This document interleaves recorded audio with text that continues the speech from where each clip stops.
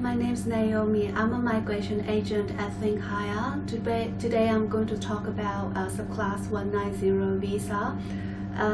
The basic requirements for 190 is like you have to pass the score 65 points, and then you must have IELTS 6 on each band or PTE equivalent, and you must have a positive skill assessment, and also you meet the other character and health character test. And for the 190 visa, because it's a permanent visa and it is state sponsored, before you apply for that visa, you have declared that you will commit to live in that state which sponsor you for 2 years after visa grant. And 190 is hard to get. It's a passive process. You lodge EOI, and then if you are invited by the state, and after that time you then apply for state sponsorship with them. And if you get state sponsorship approval, and then you will be invited to apply for visa, and at that time then you will have you will know that whether you might be likely to get a 190 visa. So I'm going to talk about different states' requirements for the 190 visa. Today I'm going to focus on New South Wales, Northern Territory, Tasmania and Victoria. And for Northern Territory, there are the New South Wales 190 priority occupation priority list. You have your nominated occupation have to be on the New South Wales 190 priority list, and then there are different requirements for different occupations on that list. You have to meet all of the requirements on that list. And from the 1st of January this year, New South Wales will not consider your 190 visa application unless you live in that state. And also the occupations on the New South Wales 190 priority list is subject to availability.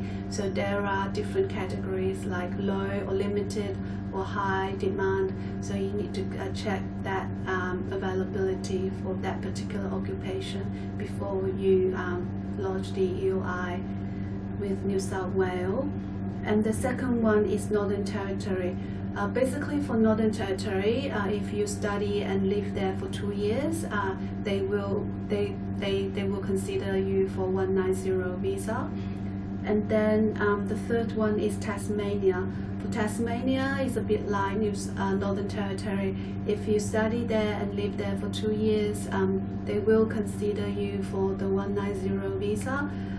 There is another pathway to get the Tasmania 190 visa, which is through working full-time in Tasmania for 6 months in your nominated occupation, and that occupation must be on the Tasmania skill occupational list. And your employer must be operating a business in Tasmania for at least 12 months. And then the final one is Victoria. For Victoria, there are 4 pathways. One is a recent graduate, and your occupation has to be in the Victoria graduate list. And the second pathway is not recent graduate. And if you are not recent graduate, your occupation must be in the occupational list for Victoria. The third one is PhD students from Victoria University. Victoria give a direct pathway for PhD student. So if you are a PhD student graduated from a Victoria University, then you can nominate any occupation in the Commonwealth list. So it doesn't have to be restricted to the Victorian occupational list.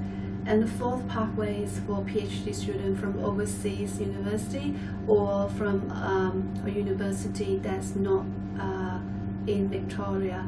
And if you are in that category, then you need to nominate an occupational list for Victoria. So that's about the 4 states.